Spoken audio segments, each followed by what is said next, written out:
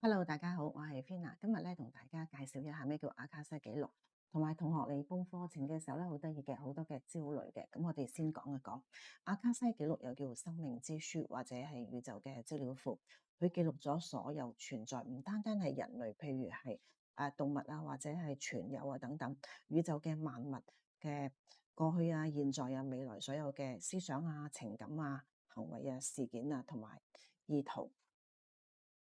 點樣去開啟阿卡西記錄呢？唔同嘅導師佢哋會教授唔同嘅方法嘅。坊間有啲導師咧會教授用冥想啦，有啲導師會教授祈禱文，或者有啲導師咧會教係連結神明，請神明帶我哋入去阿卡西記錄。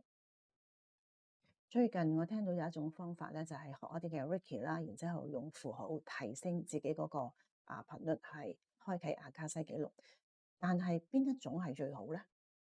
冇話特別邊一種方法係最好嘅，只要你覺得舒服，你覺得同呢個導師連結呢個方法，你覺得 OK 嘅，你就可以係跟佢學習。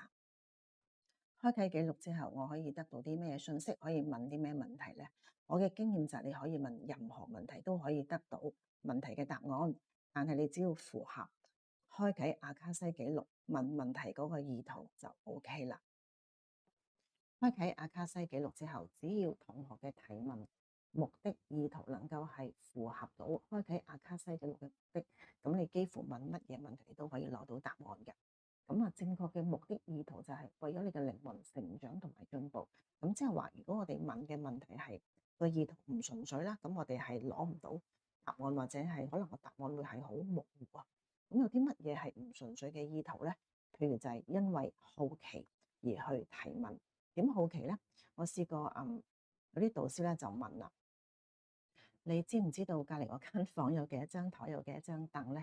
咁呢個問題對於我嚟講咧，我係真係問唔到答案，因為就算我知道個答案咧，對於我靈魂成長同埋進步係冇乜嘢關聯嘅。咁或者你係因為好奇啊，證明自己有幾叻都係問唔到一個好確實嘅準確嘅答案嘅，或者未經他人許可你去開個記錄，其實係侵犯私隱。咁另外就係，如果因為我要開記錄，其實我係為咗去報復，或者